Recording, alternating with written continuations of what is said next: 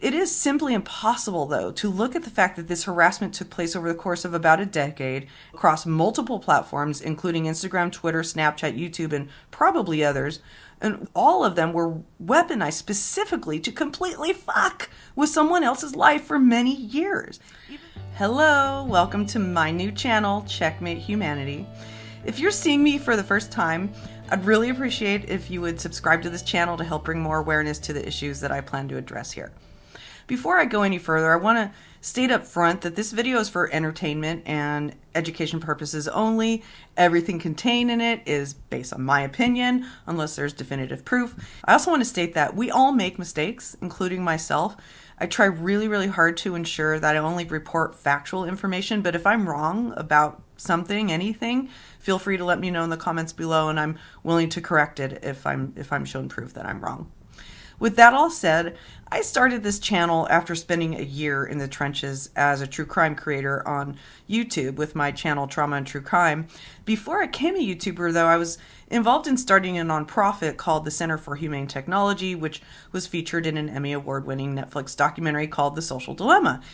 And the documentary highlighted the major cultural, societal, and human issues presented by technology, specifically social media. With my experience as a YouTuber and informed by my background, which includes over 25 years as a PR executive at big and small tech companies, I'll expand on the information from the social dilemma to help people understand and cope with the inhumanity of social media. And I'll also give a lot of commentary on my thoughts and opinions on existing social media issues. To that end, I've followed the CreepShow art situation with Emily Artful since last June, when Emily Artful uploaded a remarkable expose on how she was stalked, harassed, and abused by Shannon from CreepShow Art and Shannon's husband over the better part of a decade. I truly believe that social media had an invisible but outsized role in the conflict between these creators and any creators that get into conflict, and I want to help more people understand why and how so they can avoid it in their own lives. On my true crime channel, I like to be organized with my videos so they're easy to follow along, and that's what I'm going to do here. I'll start by giving an overview on the situation, then I'll provide some analysis that addresses how social media unnecessarily exacerbated and prolonged it. I also have some thoughts on just the patterns of behavior exhibited by some of the people in this situation. So with that said, let's get started on the situation overview. I'm sure that many people watching this video are well aware of the CreepShow art scandal, but many others will have no idea. So I want to be sure we're all on the same page with what I'm going to be analyzing later. So on June 12th, a popular art YouTuber named Emily Artful uploaded a video called CreepShow Art Has Always Been This Way. I highly recommend watching it, and I'll link it in the description below. In the 2+ hour video, Emily goes into great detail, shows multiple receipts, and talks about the pain, confusion, and trauma that she endured as a result of years-long harassment. She only suspected who might be going after her with such vengeance, but wasn't able to truly put it all together until it was revealed that CreepShow Art had been posting hundreds of negative comments about many YouTube creators over the years on an anonymous gossip site called Lolcow. Even though people are able to post comments under anonymous profiles on Lolcow, they have very specific rules of conduct. The site states very clearly that anyone who uses the platform and violates their rules will lose their anonymity. And this resulted in Lolcow exposing all of Shannon's anonymous messages over the years. This happened before Emily's video was published last June. I think it was a few weeks before, but I'm not totally sure on the timing between Lolcow and when Emily did her post. But in her Lolcow comments, Shannon both praised and trashed her YouTube friends. She praised and trashed herself to start conversations on topics she wanted to bring out, and she doxed multiple people, including her own sister. When Shannon's YouTube friends saw what she had said about them over all those years, all while putting on a very convincing act of being their friends, a mini explosion of reaction videos came out on YouTube, and creators like Hopeless Peaches, Ready to Glare, Repzillion, and many others talked about their shock and disappointment. Now, these locale revelations also helped Emily Artful connect multiple dots in her years-long quest to stop the harassment she had been enduring online. When she was able to connect the dots for herself, she published her video. And after the mini bomb that went off with the locale revelations, Emily's video created a full-on explosion on YouTube.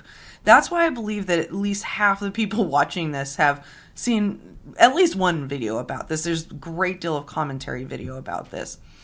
Now, pretty quickly, CreepShow Art subscriber numbers after Emily posted her video plummeted. Now, I'm going to go through a rundown of the most alarming and disturbing parts of Emily Artful's video so you have an understanding of why this exploded on YouTube.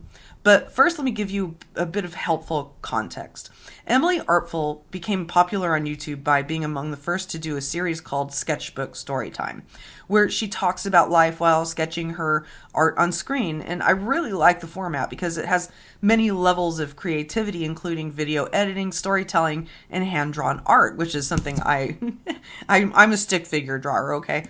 So it's very relaxing to watch the progress of one of her sketches while she's telling the story, and it's usually an expression of what she's talking about in her story time. But before she became a YouTuber, she had a really difficult childhood, and she suffers from a number of mental illnesses, and she also struggled a great deal with substance going off and on over the years while trying to make a living on her own on art. In her video, Emily reveals that she once had a very scary, destructive relationship with a guy named Anthony, but she calls him Andrew throughout her video. It turns out that after Emily and Anthony finally parted ways, he met and married Shannon from CreepShow Art. So just to connect those dots, Shannon from CreepShow Art is married to Emily Artful's ex-boyfriend. Now, Emily talks about how difficult it was to completely separate from Anthony because they had a really codependent, on-again, off-again relationship. She says that he had violent tendencies, and he and his best friend would often talk about how they want to round up all the assholes from their high school and shoot them down. And they regularly talked about how they were going to violently retaliate on people that they hated the most. But Emily finally broke up with Anthony once and for all, and not long after, she started to notice an unusually high volume of really nasty comments on YouTube and her other social media. And she recognized that getting nasty comments can be a part of being a content creator and one that's growing, but she was concerned with the frequency and the comments and noticed that many of them seemed to use the same language and menacing, threatening tone.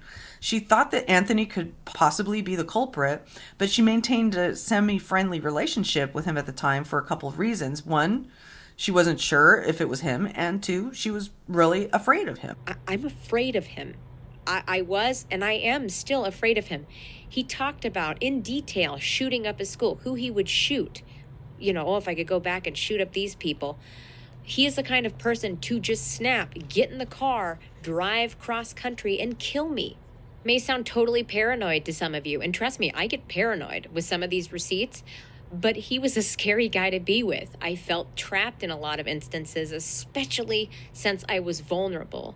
And at some points, while she was being actively harassed, she collaborated with him on his music and kept the channels of communication open. Over time, the comments waxed and waned, and over time, Emily was able to get her life together by focusing on her YouTube channel, which she credits for literally saving her life, and I can understand that. And for staying sober. She also got married, settled down, and started having children. But still, the harassment wouldn't stop, and as it continued on a steadily escalating pace, she was gripped with fear and anxiety, not knowing if this person is warped enough to get in a car, come to her house, and hurt her and her family.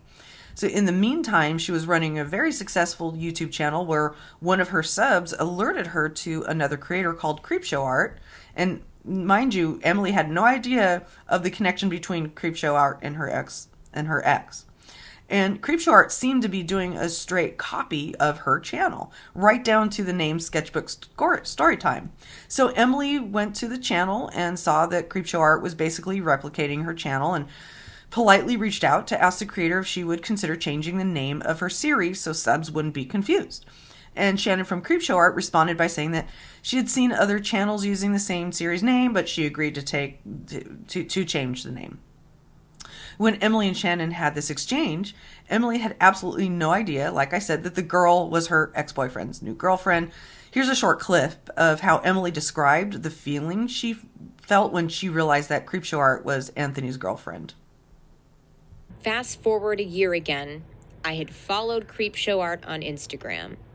Scrolling through Instagram one day, and I noticed a drawing that resembles Andrew, because Andrew had a very specific look to him. And I was like, oh, who drew this? What a coinky-dink. CreepShow Art. I read the caption, and it says something about working with, and she tags Andrew. And my fucking heart falls out my ass. Now, all along the way, Emily continued to get high volumes of abuse that waxed and waned, but, at times it would be high and then it would stop and then would come back. And she received multiple private messages across multiple apps, including Instagram, Twitter, and Snapchat. And as her fear of anxiety increased, so did her efforts to figure out the source of the harassment.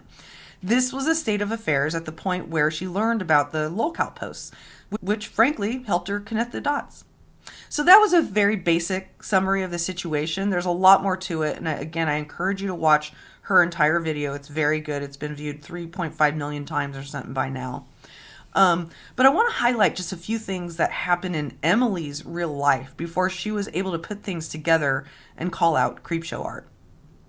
So apparently when Emily was underage, she supported herself by being a cam girl, and Emily's harassers found some of these images and videos, sent some of it to Emily's employer, posing as a disgusted customer with a message that said something like, how can you have a receptionist in your office who would do this? So Emily's employer promptly fired her, causing her to be homeless for a period of time. That's real life, y'all. Now, think about this. Why is somebody taking what could be classified as child pornography, because she did it when she was underage, and send it to an employer to get that person fired from a job? It should be noted that the camgirl video was several years old when it was sent to Emily's employer. This is an incident that really makes me sad because I have a similar background as Emily, without the camgirl part, but no shade. But I know what it's like to come out of a bad situation, like addiction-riddled malfunction, and finally get to a good situation with a legitimate job that you like. And it's such a relief, it feels like you're finally on track, you're human. And even if you're still vulnerable to addiction, having the confidence builder of a legitimate job can be transformational. However, I do not know what it's like for someone to get me fired from my job by sending my own CP to that employer. This part of Emily's video really made me sad and cry for her and feel extremely angry at the people who did this to her. Emily also talked about a point in her on-again, off-again relationship with Anthony and heroin. She says that Anthony came to her father's house, climbed into the window of her bedroom, and had sex with her when she was clearly not in any state of consent. This incident isn't specifically about online stalking, but it shows a deep lack of character on Anthony's part. It also shows how deep the trauma involved is in the story. Emily was clearly exploited in many, many ways. She wasn't even able to admit to herself that this incident was wrong until years later when she was in therapy and while she was getting a ton of online harassment. And that's how it ends up being for a lot of survivors. Years after the climbing in the window incident, and while she was still reeling from the escalating harassment, Emily received some extremely threatening and disturbing Snapchat messages. I'm going to play that part of her video right now when she describes this, because I think it's important for you to hear the fear and trauma and just sheer fright in her voice. They wanted me destroyed. Any good thing that I could have, they wanted it destroyed.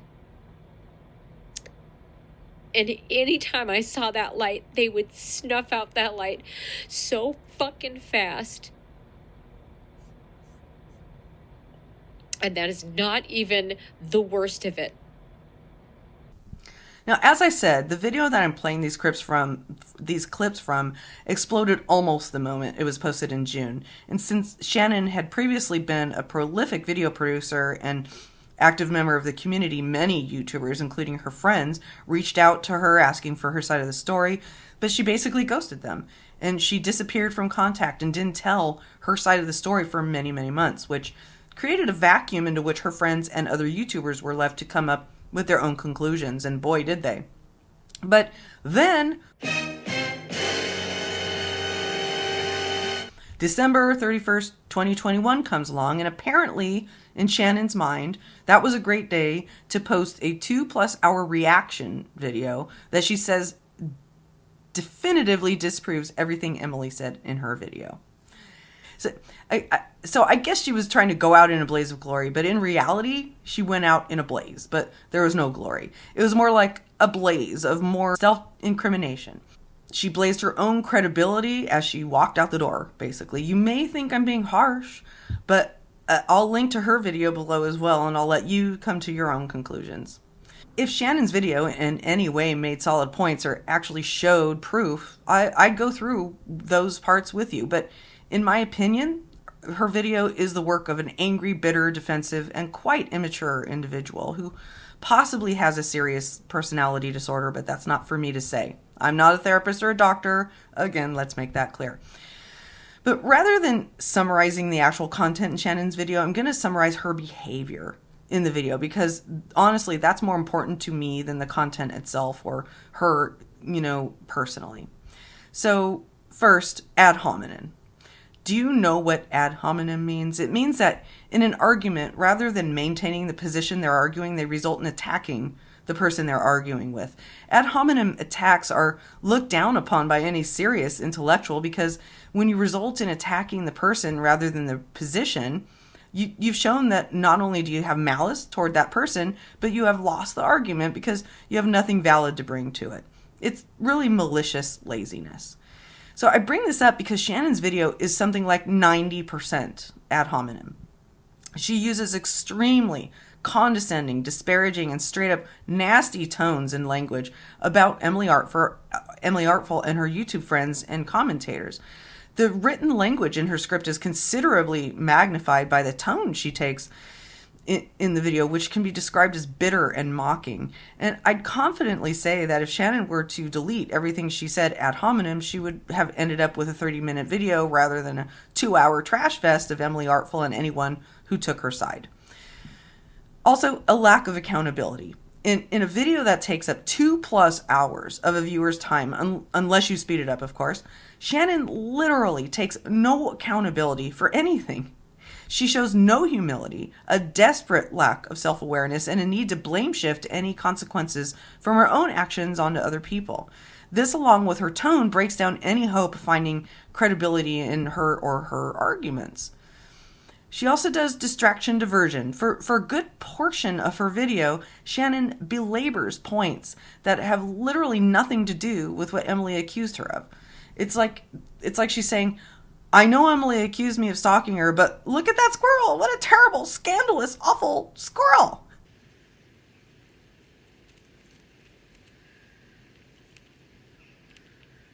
Now, another thing she does is she stretches assumptions into facts. This is one of the most prevalent behaviors in Shannon's video, and it hits really hard on her credibility, especially because she's adamant that she has absolutely proven such irrelevant things as whether or not Emily was really doing heroin when Anthony crawled into her window. She spends an inordinate amount of time, a creepy amount of time, showing screenshots from Emily's social media posts that reach back many years and tries to contrive a timeline that she says makes it impossible for her to be using heroin in 2014 when the Anthony incident occurred. So in the process of doing this, Shannon uses Emily's social media posts about her struggle over the years and when she's sober and when she's not, and as the gospel truth. Well, spoiler alert, y'all. You can't believe everything people say on social media. Case in point, Gabby Petito and Brian Laundrie. I rest my case. But Shannon takes a social media post where Emily says she had some length of sobriety and holds her to that, thinking it'll absolve her husband from the crawling in the window incident. Here's something I'm going to say very, very loudly and clearly right now. It is not yours or anyone else's right to state someone else's sobriety or lack thereof as a fact. The only person who can truly know that is the individual. The other thing to know is that when an addict posts that they're sober as of a certain day, it's unlikely for them to make a breaking news announcement about a relapse. It's humiliating, it's demoralizing, and it's honestly no one's business on social media.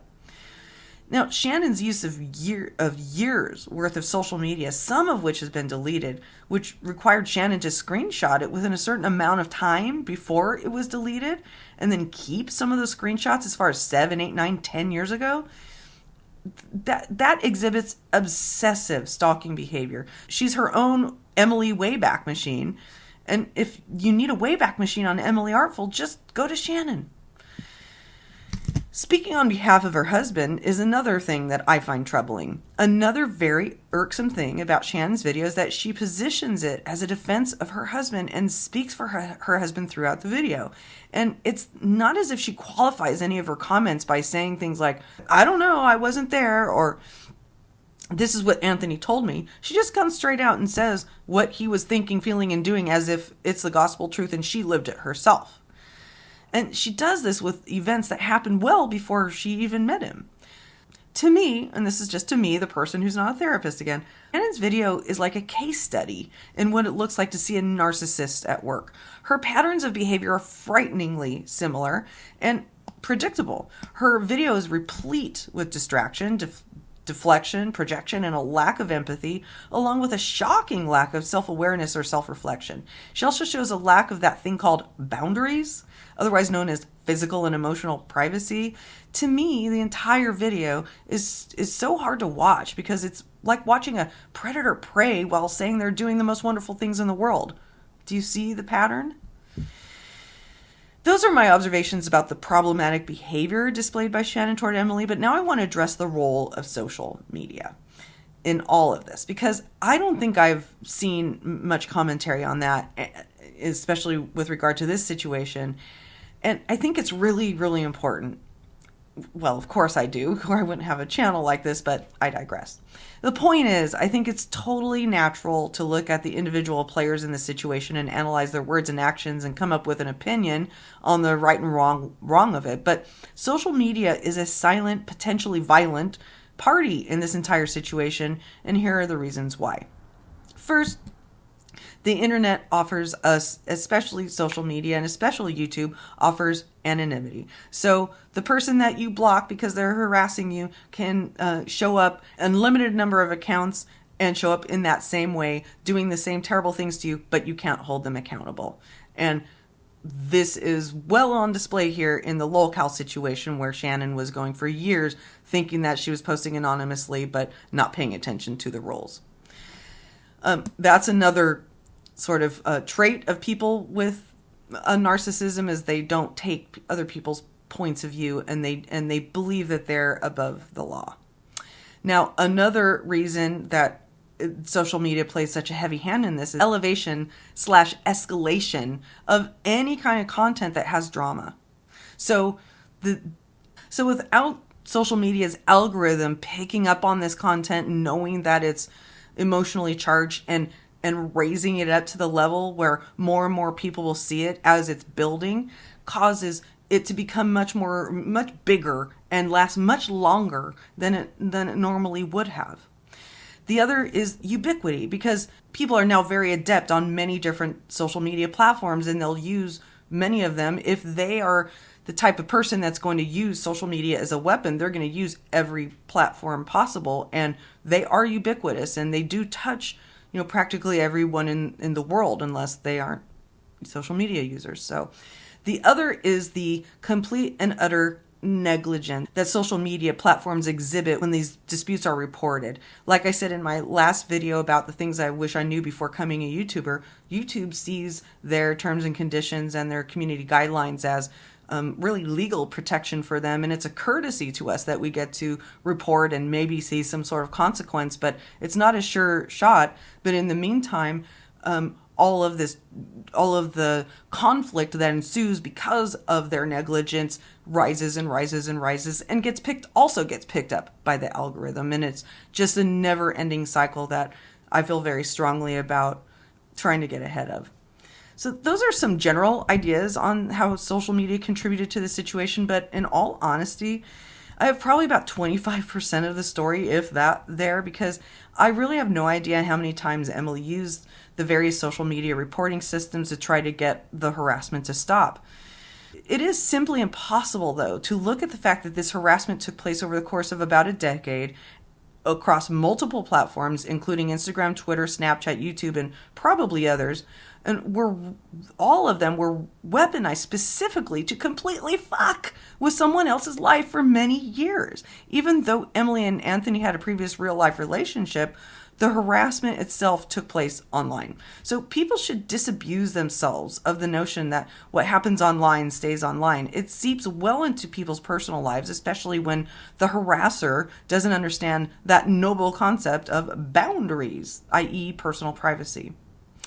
I did reach out to Emily Artful via email to ask these questions and others, but understandably, I haven't heard back from her. If anyone watching this has any understanding of whether Emily reached out to the social media platforms and what happened as a result, or know any of that part of the story, I'd love to know, or I'd love to be put in touch with her if anybody knows her. And if I could summarize everything I said into one sentence, it would be this. If it weren't for social media's attention-hungry algorithm, this situation would not have lasted as long or been near as painful. That does not excuse the harasser's behavior, not in the least. What I'm saying is that kind of behavior should not be elevated the way drama and conflict tends to be elevated on social media, and then for the social medias to just kind of lay down and die when the conflict raises to the point of needing moderation. I'd really, really like to hear what you think in the comments. Do you agree? Have I missed something? Did you learn something? And also feel free to ask me questions. My only requirement is that you're respectful about it. If you aren't, you'll get no love and no more action on this channel. Finally, please do not send harassment or hate to anyone, anywhere, including the people and platforms mentioned in this video. As I've said many times on Trauma and True Crime, my true crime channel, you have no idea what is happening in the private lives of other people, especially if you only know them online. So since life sucks for most people, don't do anything to make it worse. Peace out.